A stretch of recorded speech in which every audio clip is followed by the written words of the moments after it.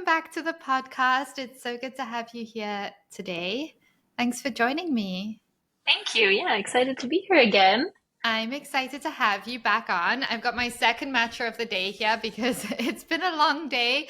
And so I'm a little nervous that you're putting me on the hot seat after a day like this, but I'm excited to be here.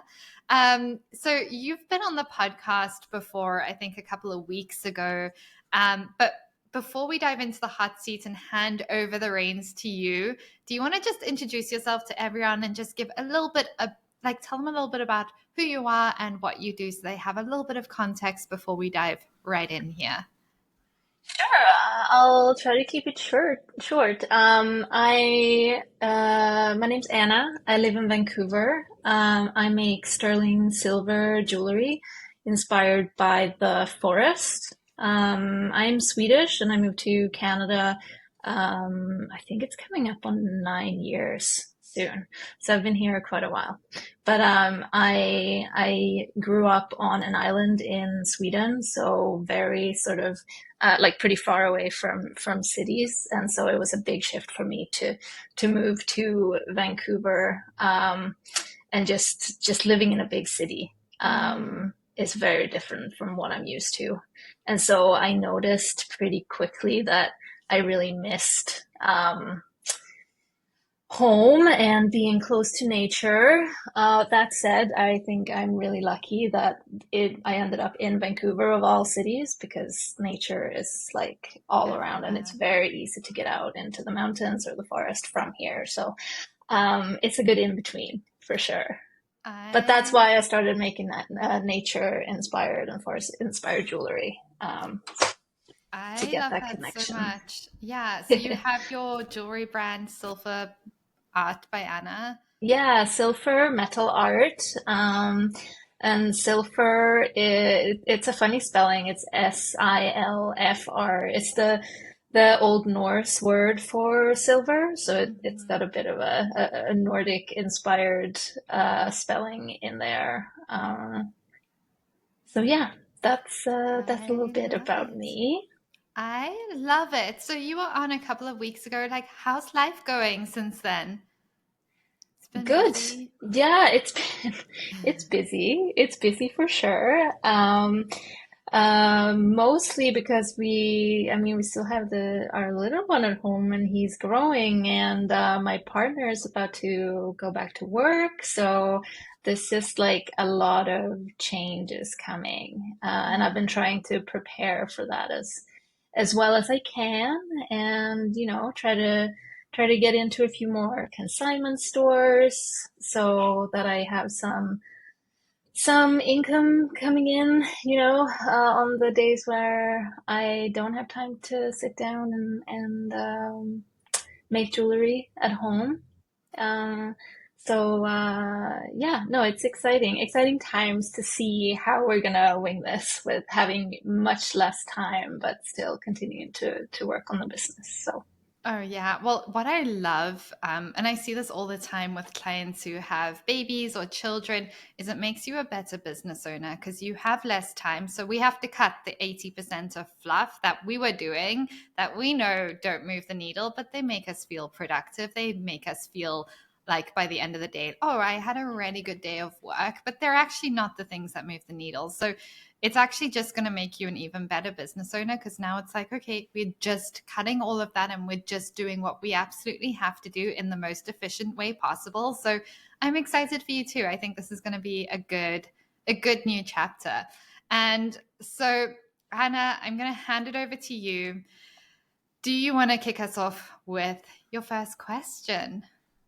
Yeah, so like I said, this year I'm really trying to hone in on doing more consignment and wholesale. And so I was really looking forward to asking you some questions about wholesale. Um, People that buy wholesale and things to keep in mind when you try to get into it as well as you're getting started. So, yeah, my first question is because I know you used to have a jewelry business. Looking back, what would you tell yourself about working with stores like wholesale or consignment. Um, were there any red flags or lessons learned the hard way? Oh, yeah. This is a great question. I definitely learned everything the hard way. And so hindsight is it's a funny thing because it's like looking back, I'm like, oh my gosh, I can see from the get-go where the red flags were. It's kind of like in dating and relationships. You can, when you've broken up with that person, you can look back and be like, oh my gosh, I saw the red flags on the first date and I didn't want to see them because I was so excited by this and this and this potential. And that happens in business as well. That happens when we're reaching out to consignment stores. That happens when we're a new brand wanting to just be more visible. And so what often happens is we get so excited when a store's like, yes, I want to buy your stuff at wholesale, or yes, I want to put your stuff in my store at consignment. And we feel like it boosts our ego. We feel like, oh no, this is also very important for driving sales, which it is.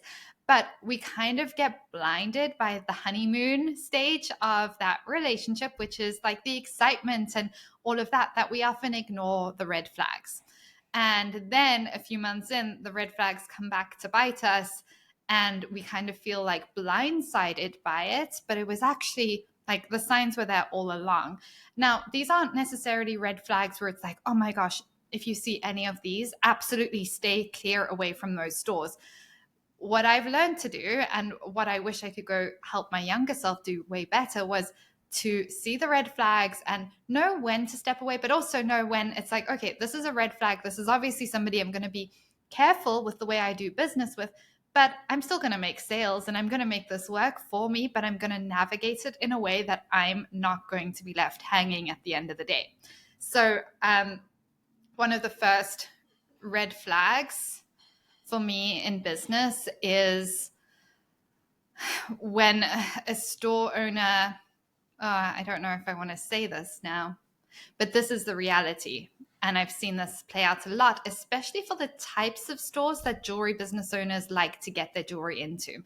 It's small businesses that are run as a hobby by somebody who has a family member financing them.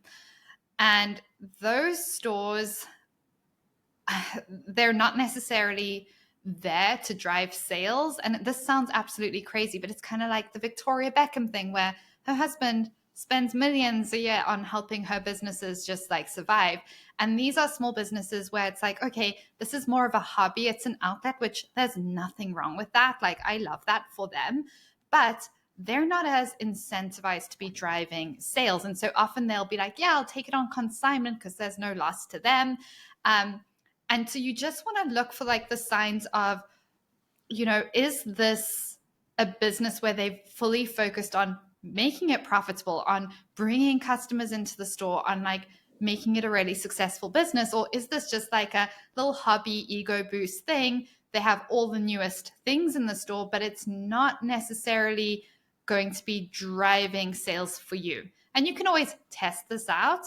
You can always, speak to other brands that are in the store, but you just want to keep your eye on that. And what you'll pick up is one of the first signs that this might be happening is that things aren't in writing. So like maybe it's like consignment, but like you send your products in there, you give your displays to them, you give them the sales list, but then when it comes to actually getting the sales reports, it's like messy, it's scrappy. There's products missing. There's not the systems in place that you would have when someone's running it as a proper business. The sales reports are late, the payments are late. Those are all signs where it's like, oh, this is not a good thing to have happen. Now, what happens as a new business owner, like even yourself, maybe you've experienced this, Anna, where it's like, okay, but I was so excited. I was so honored to get into the store and I don't want to be difficult, but like, oh my gosh, the sales report came like 2 weeks late. And now I've had to email them twice about the payment. And like, I don't want to annoy them. I don't want to upset them because I want to be in the store and I want these sales. And so we hold back a little bit and we don't set very firm boundaries. And then it just becomes a bit of a thing. And those store owners are just seeing what they can get away with. So they're obviously, if they have all these other vendors, they're going to cater to the ones who are setting boundaries with them. So you want to, instead of leaning back and be like, oh, I don't want to like upset them, you want to be very kind but very firm and just be like, hey Sarah, I noticed we haven't received, sorry, Siri thinks I'm talking to it. I'm gonna have to adjust. This is so funny. Siri thought I was talking to it on my computer because I said, hey Sarah, and now we have Siri hopping into this podcast. But yeah, that you want to just be like, hey Sarah, just reaching out to see if there's like, is everything okay? Like, act as though you're very concerned for them, because it's like, the world must have ended for you not to be able to have paid me within the payment date, or something must have gone terribly wrong. I'm assuming this is not your due process. So it's just like, hey Sarah, is everything okay? You know, it's the 15th or it's the 25th and I still haven't received my payment that was of X amount due on X date. Let me know. And then you're just signing it off. We're not saying, oh my gosh, I can't believe you haven't paid. We're not doing all of that. We're just being very clear, like, oh my gosh, is everything okay? And then we're making it very clear that, you know, they'll respond. And then you're just saying, hey, thanks, I appreciate the payment. And, you know, as a small business owner, it's super important to me that we keep future payments within this time frame, as you can imagine.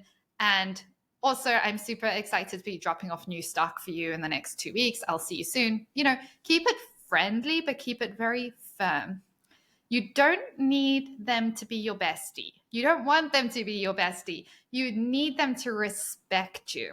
And that's different. And that's a balance that people struggle with, especially a lot of designers are people pleasers when they're new in business. It's normal. I've been there as well. And oh my gosh, Siri's back. Give me a second. I can't even. I wouldn't even know how to turn that off. Okay. I don't even use Siri, so this is funny. But that would be a big red flag. So making sure everything's in writing, from like, okay, what's the drop-off date? You know, what's the payment terms? When are they going to be paying you? When do they give you the sales reports by? Who's responsible for inventory? Your displays. I've experienced people taking my displays and putting other people's jewelry on in the store. And I was so just taken aback that happens. And that happens a lot. I've seen it too. It actually happened to me as well, but it was a wholesale store, and I gave them the display. So I felt like I didn't have as much to say there. Yeah, well, it's one of those things where put it in the contract, make it very clear. Our displays are for our jewelry only. If you no longer need it, let us know, we'll take it back. So you need to have agreements in place with stores, especially for consignment. Wholesale's a little bit different. You know, wholesale, it is more like, hey, they're buying up front, let them do what they want with the jewelry. Don't get overly possessive of it. Consignment, you have way more say. You need stricter agreements in place with consignment. You need clear payment terms, how they're going to make that payment, reorder minimums if you're doing wholesale, delivery timelines for like restocking inventory for consignment stores, or wholesale orders when they're placing those orders. How long do you need to actually like make and ship? And make sure that you're setting clear expectations so that they're obviously also being set up for success. So yeah, a big red flag to me is anyone who ever is super casual about paying you. They don't respect your pricing. They don't respect your margins. They're trying to like haggle you on that way. I don't have a lot of time for people who you have to follow up with when it comes to payments. Like it's not a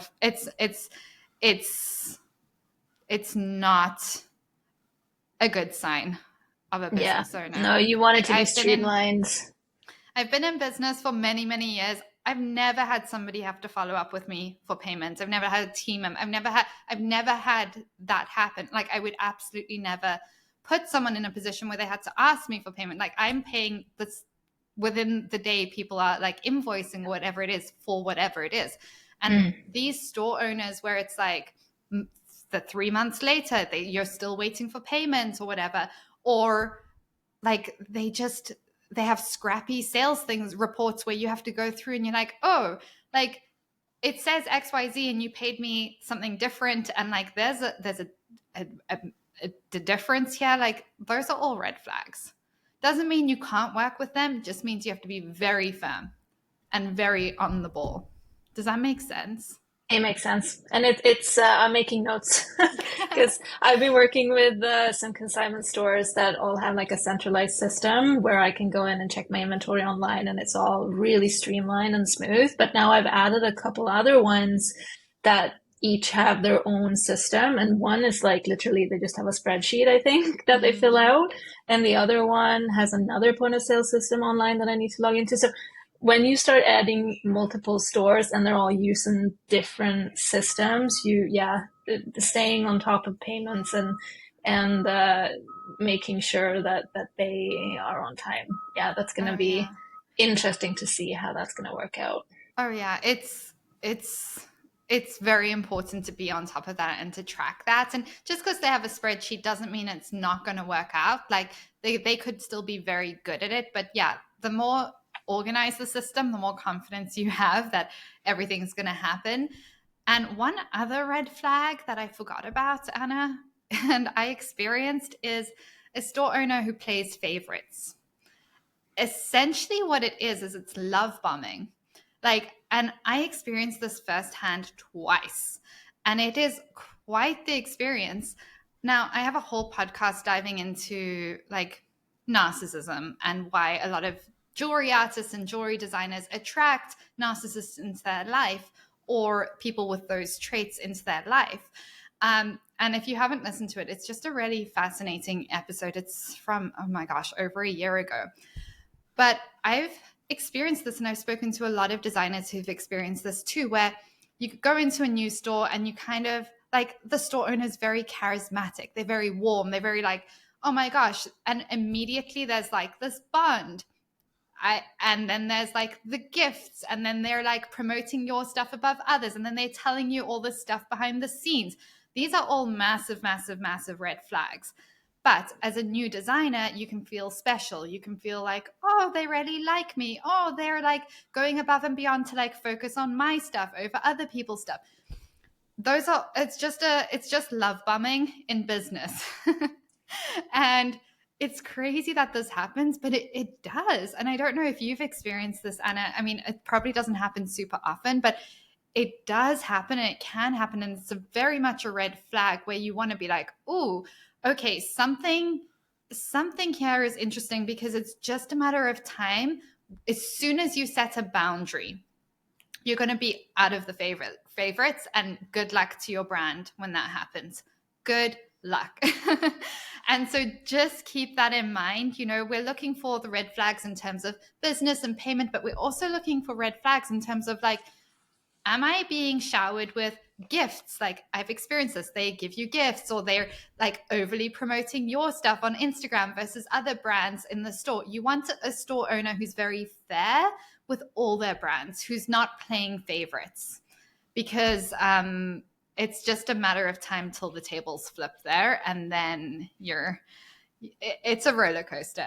That's so interesting. I have some personal experience with like that type of behavior in other situations and Mm. circumstances, but not for work. And I'm just like, I want to think that my previous experiences would help me spot that kind of thing early on, but there's no guarantee because that's the whole thing. It starts really slow and then it like builds up and all of a sudden you're in the middle of it. Oh, yeah, and it's really hard. I mean, I'm somebody who's studied this. I'm somebody who's like worked with therapists and stuff around this for years. Like, I would still probably be caught out, because it's like you don't really you're like, oh my gosh, this is such a nice person. And some people are just genuinely nice people like this, but a lot of people are doing it for other reasons, and it's really hard for someone who would never do something like this to think in that way. So yeah, it's interesting. I need to go back and listen to that podcast episode. I think I've seen it on Yeah. there. I just haven't gone to it yet. So I'd love to go back and listen to that and see how much of it resonates. Because yeah, that's Definitely not a fun thing to go through when you're right up in the middle of it. Yeah, but I will say the best thing is if anyone resonates with that, if you listen to that episode and you resonate with this, or you're listening to this and you're like, oh my gosh, I am being love bombed. What we have to not stress about so much is like that person. What we need to look more into is like what part of me is allowing that to happen and is like creating space for that to happen. Because that has not happened to me in a couple of years now, actually. And it's because I've changed how I show up in the world, where I'm not looking for like that validation, or not that it's validation, and I have strong boundaries. Like people with strong boundaries, it's just not going to happen. And so this is where it's really fascinating. That same store owner can have different brands or people they're working with, and only some people are going to be impacted by this. People who are very confident in who they are, who have very strong boundaries, they're not going to have any of these issues. And that's where it's just a really good indicator like, okay, you know what? Let me just focus on myself. Let me, look at what's making me show up in that way. It just makes me wonder like what their end goal is when they're treating someone like that. It's Like, control. mm, It's control. Yeah. And yeah, it's a wild ride. Go listen to that episode and let me I know what you will. think. I'd be Yeah, curious to hear. for sure. Yeah, I'm super interested in hearing more about that. Yeah. Okay. Do you want to kick Okay. us off with the next one? Yeah, sure. The next one. So still on wholesale. What would you say are the biggest mistakes that handmade businesses make when they first get into wholesale? Yeah, this is a great question. So there's a lot of mistakes I see. I think the first one is definitely going to be undervaluing their jewelry and underpricing. That's probably the number one thing I see. I mean, that's one of the first things we do with most clients who come into the JBA is it's like, we're looking at your wire, your offer, and then it's like collection and pricing. Like, let's get those prices right before we even bother marketing because so often the prices, people are just underpricing. They're not looking at like, they're pricing their jewelry based on what they see other people pricing it at. And they're not looking at like, well, what's my why for my business and how much time do I have and how much time does it take me to make each piece? And am I paying myself for the labor? Am I looking at, the design and photography and all that other stuff that comes into it? Am I, pricing it at a place where when it comes to wholesale, I'm making like a couple of dollars per piece? Is it going to build resentment when I get an order for like 50 pieces and now I'm actually making only X amount from that? So pricing is super important. If you don't price properly, wholesale is going to burn you out. And I've seen this. So it's easy to think, oh my gosh, I want to have really good prices because I want a ton of wholesale orders coming in. And then I'll be in like all these stores. And I've worked with clients where they got themselves into all these stores, like close to 100. And then they're like, oh my gosh, I looked at the numbers. I was so caught up in making and shipping orders and I felt so validated and I felt so good. I didn't take a moment to look at like the profit margins, and I actually made less money than when I was not doing, all this wholesale and I was just focusing on online. So wholesale can be very profitable, but you have to make sure the pricing makes sense for you and for how long your jewelry takes. And, I think we've spoken about this, Anna, for some people, maybe your collection that you're selling online doesn't make sense for wholesale. So maybe you're creating a small collection just for wholesale. That is easy to make, that is quicker to make, that still has that feeling behind your brand, that still really aligns with you, but it's not necessarily the pieces that are super time consuming. The other mistake I see people making is they put every single product they have into their wholesale catalog. Like, don't do Okay. it. The store owners that you are selling to are just like your normal customers in that they have decision fatigue. Store owners have to make a gazillion decisions every single day. And like, if you send them this massive catalog with all your pieces, because you're like, oh my gosh, I want to give them all this options, you're actually slowing sales and probably hindering your sales big time because they don't have the headspace. So simplify your collection. I'd rather designers reaching out with literally 5 designs, depending on the brand, but 5 to 10 max. And it's their absolute best sellers. And they pieces that work well together. And they pieces that people can bundle and like wear together and purchase multiple pieces of, and start with that bundle and start with a suggested like order. Don't just send them pages and pages of line sheets. Like, you're going to lose that buyer so quickly. Does that make That's sense? interesting. Yeah. Yeah, that totally makes sense. It's the same like with your direct customers that Oh you don't want yeah. to give them too many options, especially if they're really similar ones, You do which tends not to want to happen a give lot. them, no, you don't want to give them too many options. And I think the last thing that you don't want to do is you don't want to sell to businesses. It's B2B essentially. When you're doing wholesale, you don't want to sell to them like you would sell to your normal customers. So when we sell to our normal customers, we're focused on selling the feeling. Businesses are very different. They don't care about the feeling first.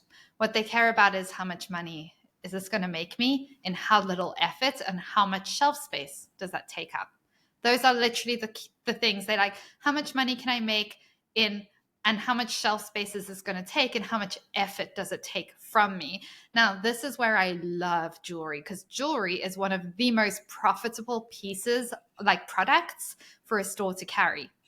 Like, think about clothes. Like, let's say you have dresses, which, like, the clothing industry is a whole other ballgame. But a brand who's needing to sell like dresses, and let's say they're $80 a dress, and they have 20 dresses that they're selling at wholesale to the store. How much space does 20 dresses at $80 a dress take up in that store? Then they need to be ironed or steam ironed or whatever it's called. They have to have makeup removed from them. They have sizing issues. They need a whole changing room so people can try them on. Um, it's like a nightmare.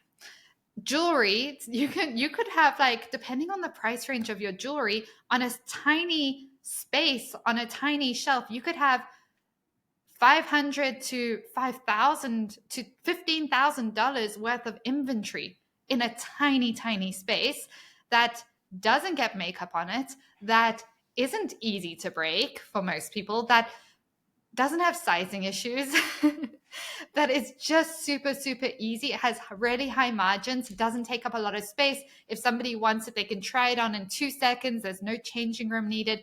If they want to buy it, you put it in a pouch, done, easy sale. So this is why jewelry is such a great product. And that's why it's such a great product for wholesale, because it's actually a really high margin product for stores to have, and it takes very little space, and it's very easy for them to sell. Jewelry is just an easier product to sell than a lot of other products out there. And so what was my point of this? I don't remember. I don't remember the question, actually, Anna. Well, Um, yeah, I think we got off track a little bit, but it is leading into the next question that I had, so yeah. it's fine.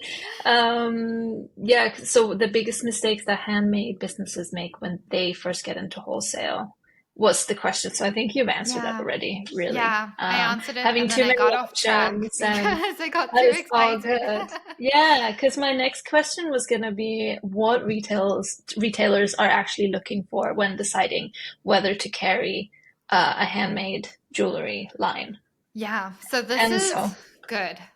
This is a yeah, great question because, again, what they're looking for when they're looking to buy from your brand versus normal customers, they're looking at the data. They want to know, sales wise, does this make sense?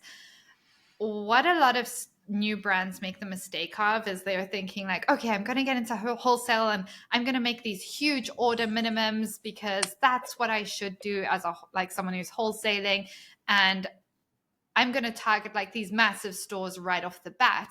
But what they don't realize is that these stores don't trust that you can fulfill those orders yet.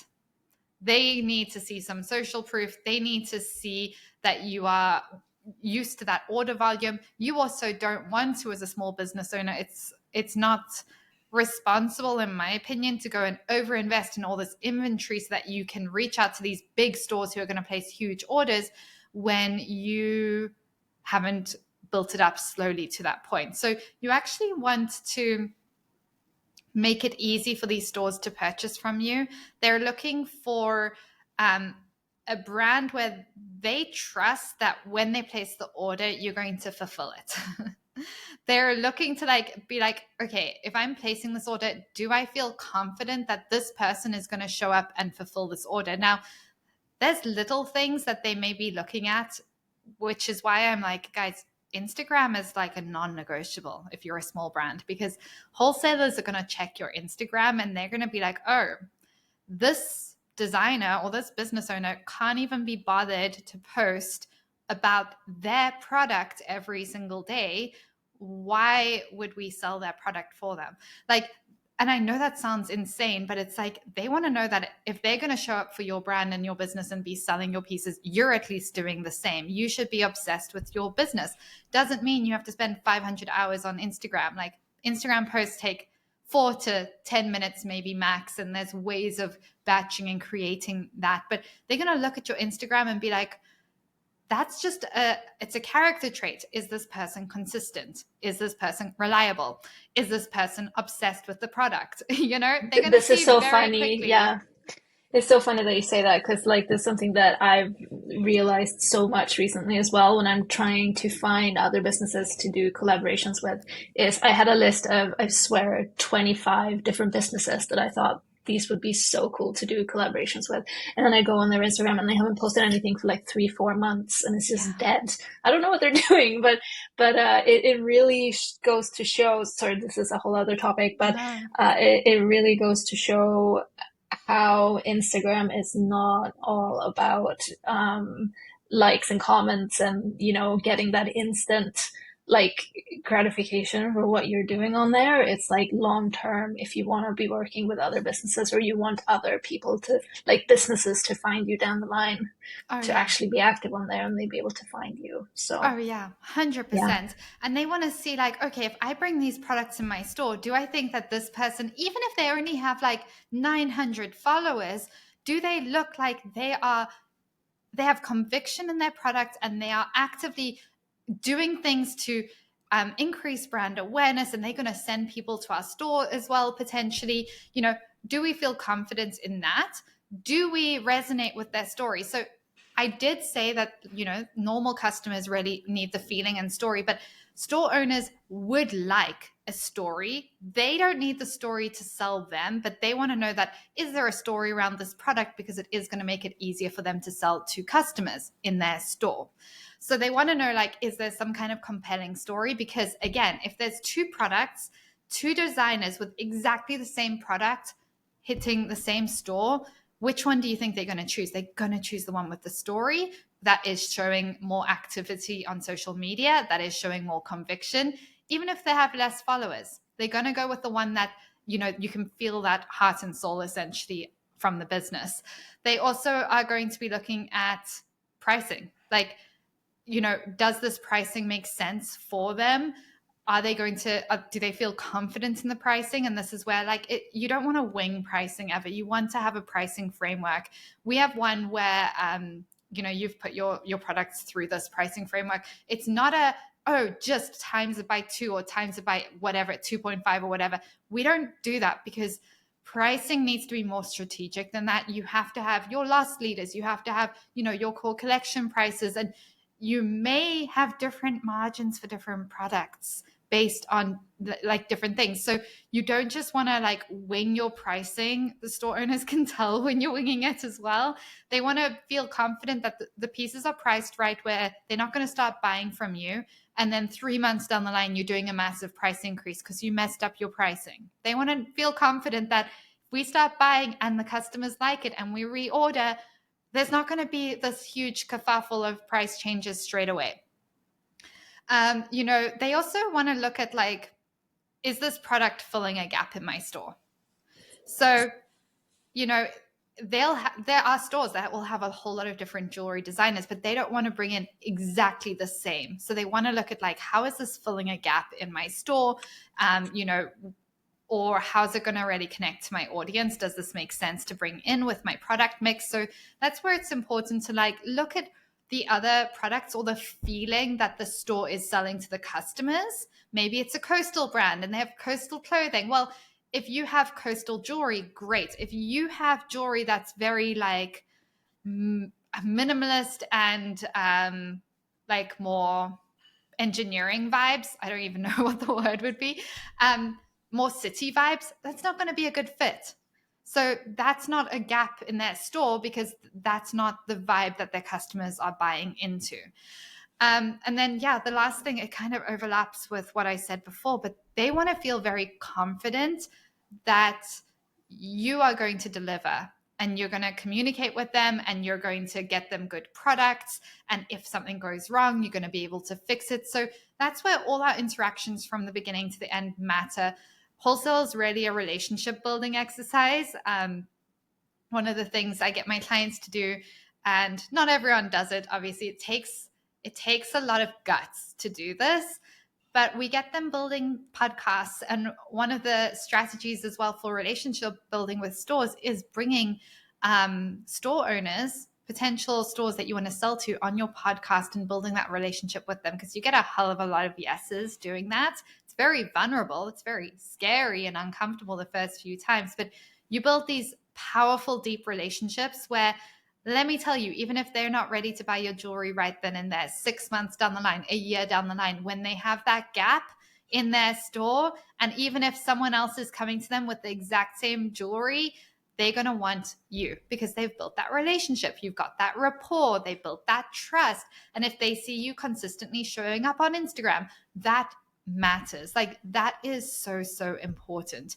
And then obviously also just like the way you present your line sheets to them. Like, it can't be a hot mess, because then they're like, what else is a hot mess behind the scenes? We need to see clean, clear line sheets. We don't need like a gazillion emails back and forth. We just need everything in one, cleanly presented, great communication whenever you're reaching out. Like, it's friendly. It doesn't need to be cold professional. It just needs to be very clear. It's not chaotic. And I mean, if you're thinking of yourself as a business owner, would you want to do business with someone where everything's a bit like, I don't want to use the word scrappy because I encourage my clients to embrace messy action. And there's an element of scrappiness in there.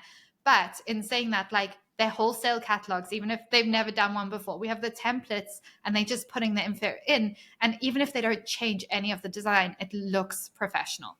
Like, it looks like, okay, I can trust this person. Yeah. And so you want to be looking at basically all the touch points that this brand could be having with you, this business could be having, from social media to the emails to the Instagram messages, and just be like, does this build confidence? And if not, that's an easy fix. Yeah, for sure. The wholesale catalog template, I used that for mine, and it was so helpful because I'd never seen a line sheet before. I never seen, like, I wasn't sure what it was supposed to look like. So that was such a huge help to be able to use that. And same thing what you were saying also about, having the minimum orders slightly lower, especially in the beginning, so that the stores feel confident placing an order when they haven't worked with you before, but also for my own confidence, knowing that if they do place an order, it might be a slightly smaller one, but I know that I can handle it, and then slowly build from there. Because if I got a massive, massive order right out the gate, I would just panic. Like, I wouldn't know what to do. Yeah. So You don't want a massive order at the gate either, because there's going to be problems that happen when you first get into wholesale. It's going to be like, oh my gosh, the label printer died. Or like, oh my gosh, you know what? I'm realizing I don't have as much capacity for this. Or this happened when we got them into the store, then this broke, or this happened. And so there's going to be problems. And you want the problems to stay small so you can fix them at a small scale before you scaling up. And then you obviously want to make sure you have team and systems in place as you slowly scale.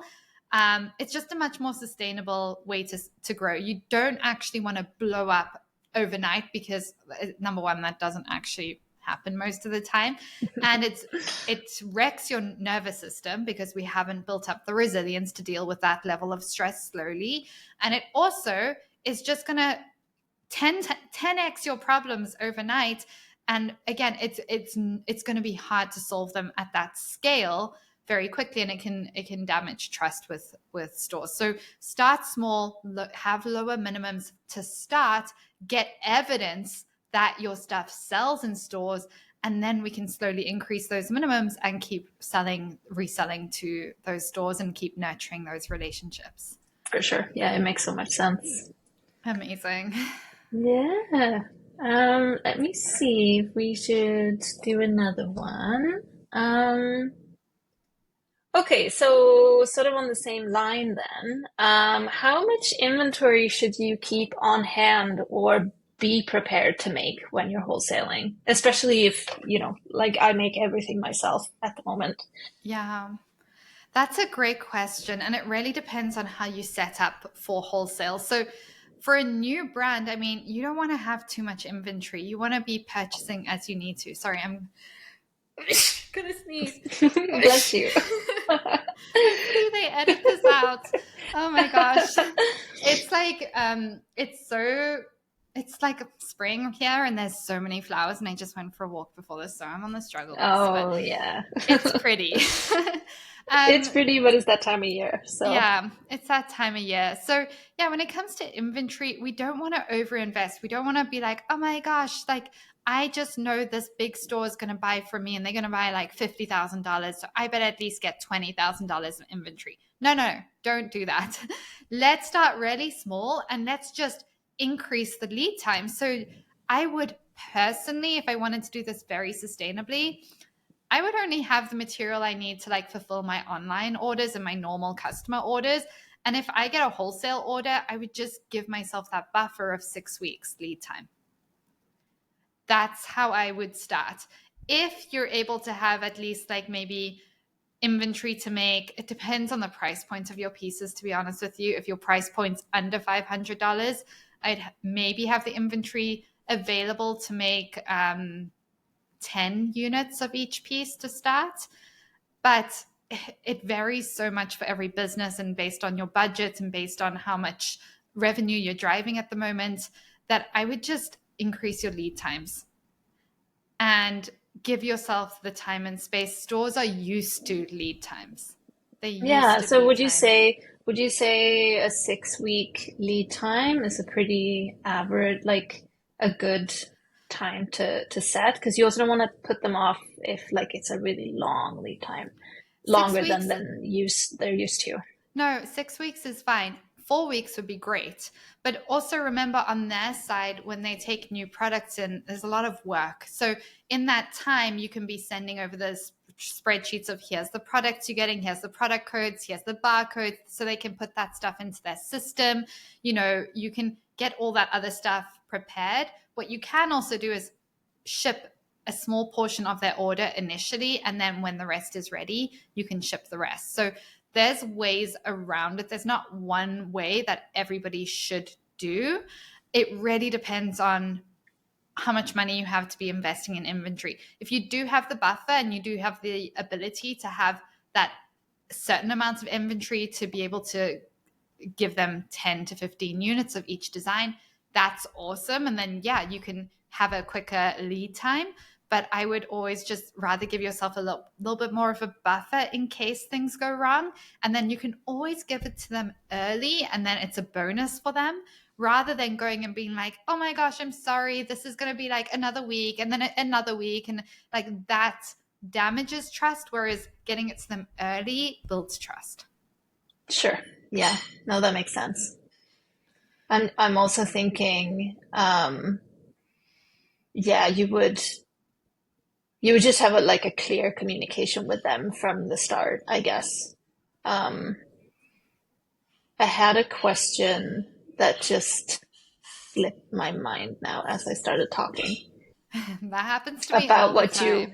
about literally what you were just talking about. So, I guess yeah, so if you would you Would you say then, when you're working with a new store, like would you have a system in place where you always ship a little bit right away, and you would have that sort of in the agreement that you have with all stores, or would you have play it by ear with each store depending on, what they want, what they're asking, and what you're able to?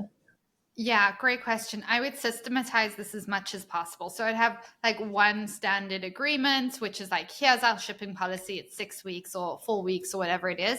Um, and then you have an option for rush orders, which maybe don't work for your brand. Maybe they do, where they can pay a little extra to get that rush order, or they have to reach a certain minimum. Um, and then it's just about communicating with that store to be like, hey, great news. I'm actually able to get these to you next week. But most Yeah. stores aren't expecting that. Yeah, because I'm also thinking then, like you were saying, if you have a lead time, but maybe you don't have the capacity to like keep all the supplies on hand in order to make that many units, do you then, so you would ask for payment for a wholesale order upfront so that you can buy the supplies to make the order? This is a great question. There's not one way of doing this. Some people with wholesale will only like they'll give them net 60 or 90 days. So after you've shipped the products to them, they can start selling and then they make the payments after. I hate that route for small businesses. It just is putting you in that position where you're chasing up for the money. If a store can't afford your minimum, which quite honestly for jewelry can be anywhere from $350 to $2,000 based on the materials and what you're working with. If they can't afford those minimums at this stage, they're probably not going to be able to afford to pay you. So I would be getting full payments up front, or 50% before you start making the pieces and 50% on shipping, only if it's a really substantial order. But if it's a small order, if it's anywhere from $350 to $5,000, I would be getting that payment up front. Yeah, that's great. It makes it a lot easier to, it's less scary to get all of those supplies in if you do get Oh, yeah. a bigger order, that you're used to. Oh, yeah. Because it's a 100%. whole new world trying to imagine like working on that many pieces at a time when you're used to getting orders with, two or three pieces in each one. Yeah, So it's a different ball game. That's for yeah, sure. yeah, exciting one though. It is Um, very exciting. It can be very fun. yeah, yeah, for sure. So uh, if you if you then are getting into wholesale, how would you balance these wholesale orders with your direct to customer sales? Mm. Especially, when your stocks are limited, your time's limited. I know my time is very limited right now. Yeah, how would you balance the two? Yeah, this is a great question. So, this is where I would be time blocking. So, one of the things we do in the JBA, like you've seen this on our 90-day blueprint, we have theme days. We have like Marketing Monday, Target Tuesday, all these different theme days. And so, I would have set out like, here's my capacity for my making days. Let's say every Thursday is your day for actually making all the orders that you're getting that week. And or preparing for events or whatever it is, I would be batching my time. So I would be clear on like, okay, if I get wholesale orders, that's when I'm going to make them. And if it's a huge wholesale order and it's going to take more than that time, I have a couple of those Thursdays, or maybe I also take a Friday to be making those. And then every Tuesday on my Target Tuesdays is my day to be reaching out to stores and like, and basically selling them and doing that part of it. But um, it's going to be a bit of a juggling act initially because it depends on the percentage of online orders versus consignment stores versus events versus wholesale that you have. And it's probably going to start being a small percentage of wholesale and it will slowly grow. So it's not going to be like overnight, oh my gosh, everything shifted and now I have to spend 4 days a week making stuff for wholesale. It's going to be more gradual than that, especially when you have low order minimums, which is why it's so beneficial to do it that way as well. So you can gradually shift your calendar essentially. So we want to batch our time. We don't want to, as soon as a wholesale order comes in, drop everything and work on it. Creates panic, creates emergency mode, and nothing in your business is ever an emergency. So the worst thing you can do is like, oh my God, I got this huge order for an airport store. They're getting like $5,000 of stuff. I have to drop everything and work on it now. No. You work on what you had to do on that day. So what I would do, actually. Yeah. You work on your email marketing. If it's your email marketing day, that's what you're doing. If it's your content day, that's what you're doing. If you need to order materials, you order the materials on, like, maybe you have to order on that day, but that's the only thing you need to do. And you're not dropping everything though. You're first doing your key revenue driving tasks. You're showing up on Instagram. You're replying to emails, whatever it is. Then in that little space of like 20 minutes after you've done all the tasks, you're placing your order for supplies if you need to. And then when you get to your day of making, that's when you're making them. If you're like, oh my gosh, this is a big order, I'm going to need more than that time, then you can look at your calendar and say, okay, where does it make sense for me to put this in? So one of the things we do, so our 90-day blueprint doesn't take 12 hours a day to implement. I think they range from like 30 minutes a day to 3 hours a day, the key tasks that business owners need to be doing every day, which gives you another like 5 to 8 hours to be making if you need to.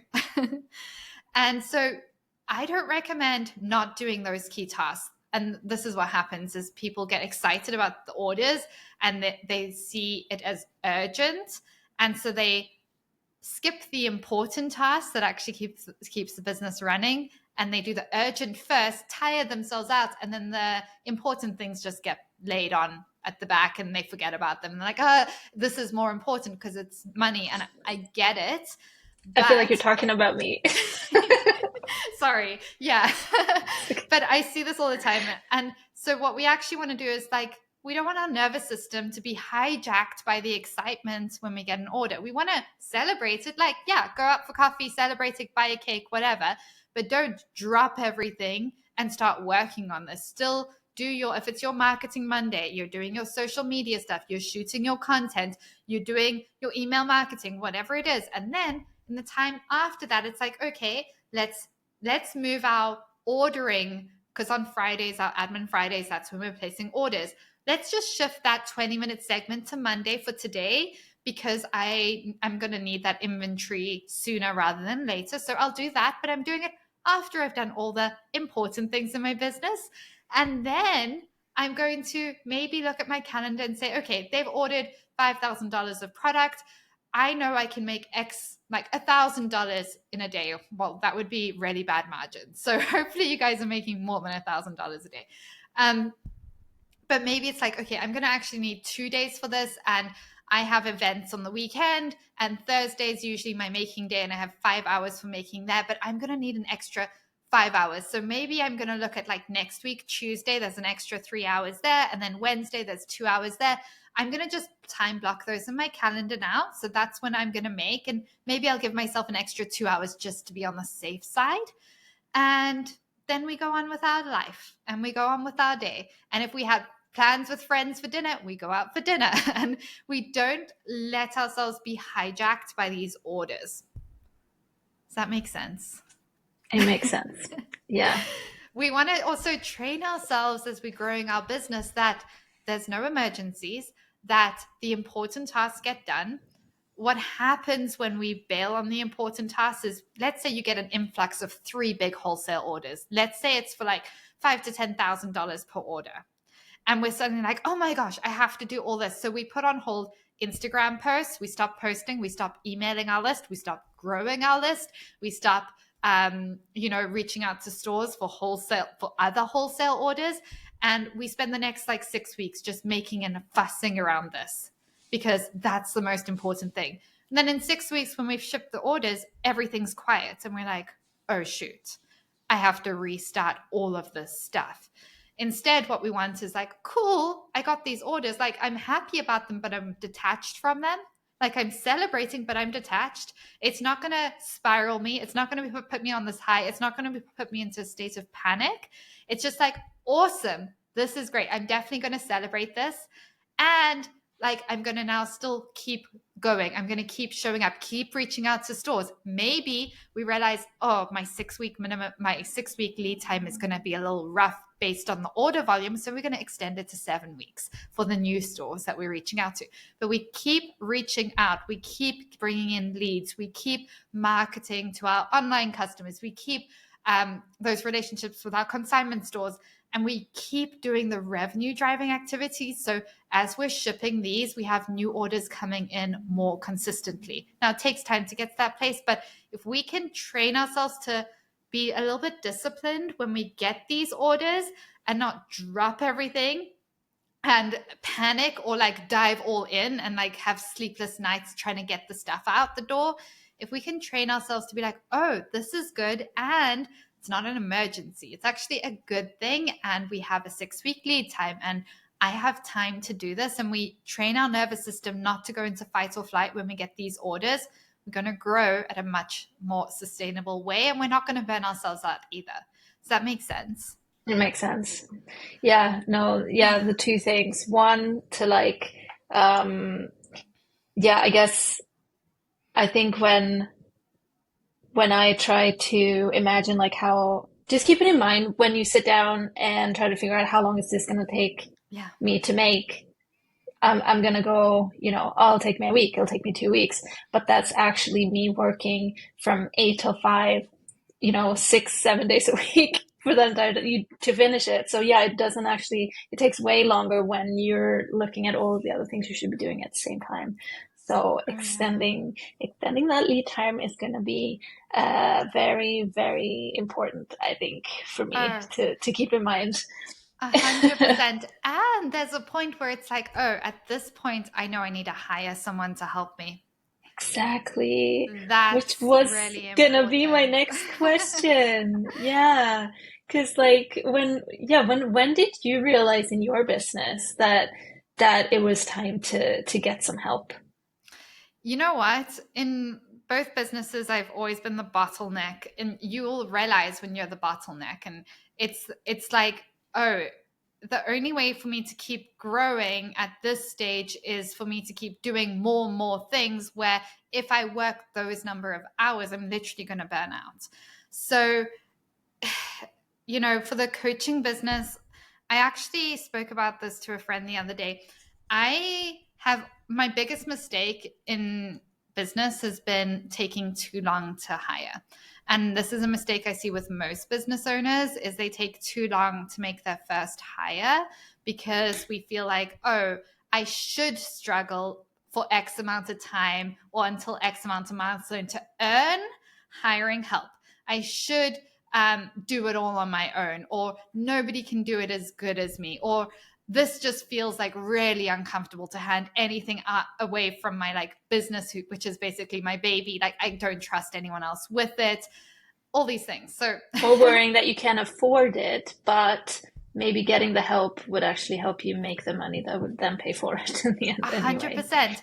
Your Yeah. first employee or team member, if you're waiting till you can fully afford them, you waited too long.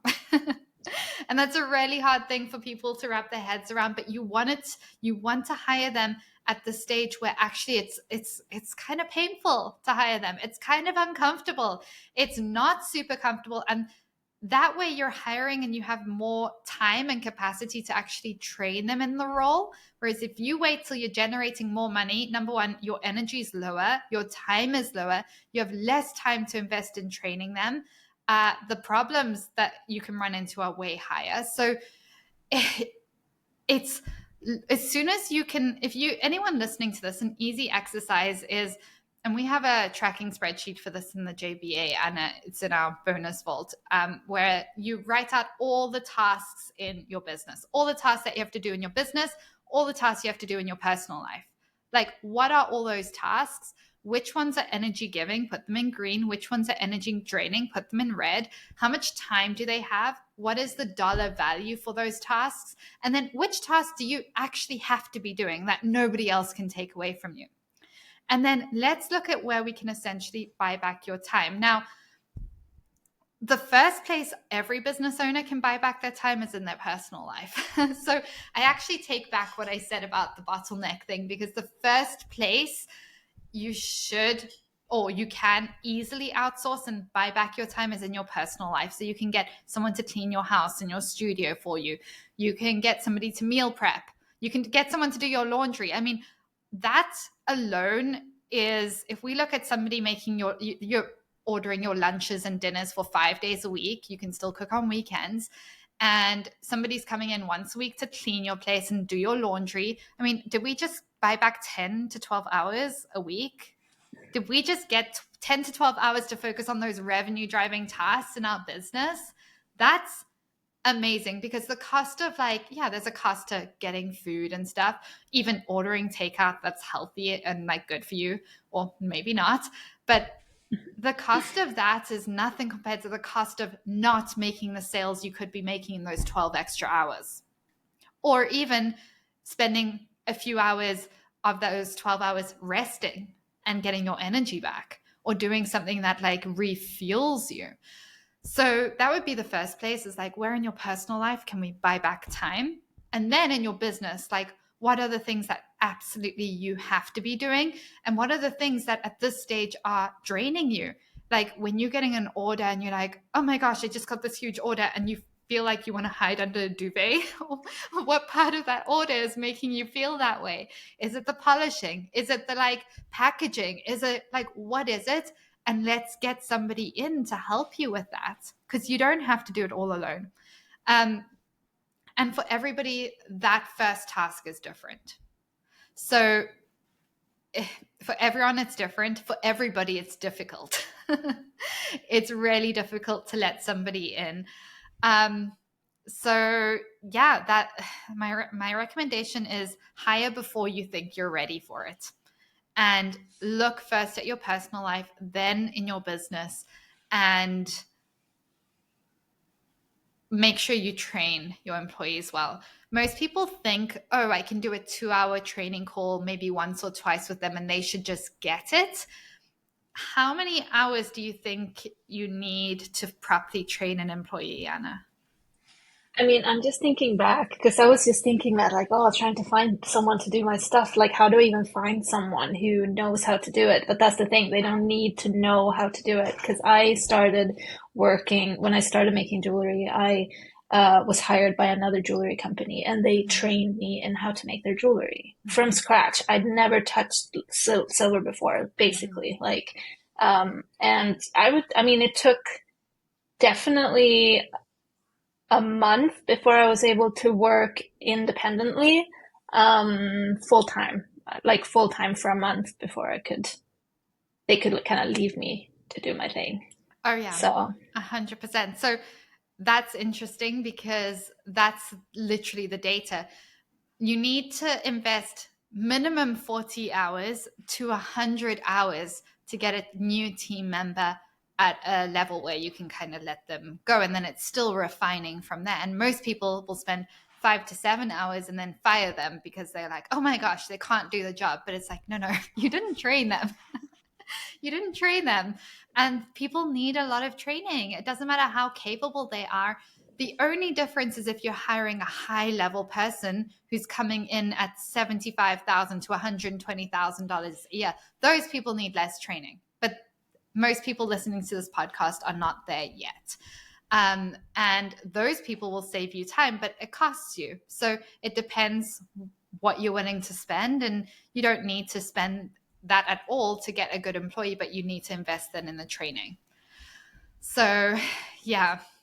And you know what's crazy, Anna, is I didn't even realize how long we've been chatting for. I I feel know like we're it's been going so over. quick. It's been Yeah. so quick. So I don't know if you have one last question before we wrap it up, because I know I don't want to keep you away from William for too Yeah, no, long. that's okay. I think we have, we've covered most of the questions that I had. I feel like we went really deep on the wholesale and all of Wholesale. that.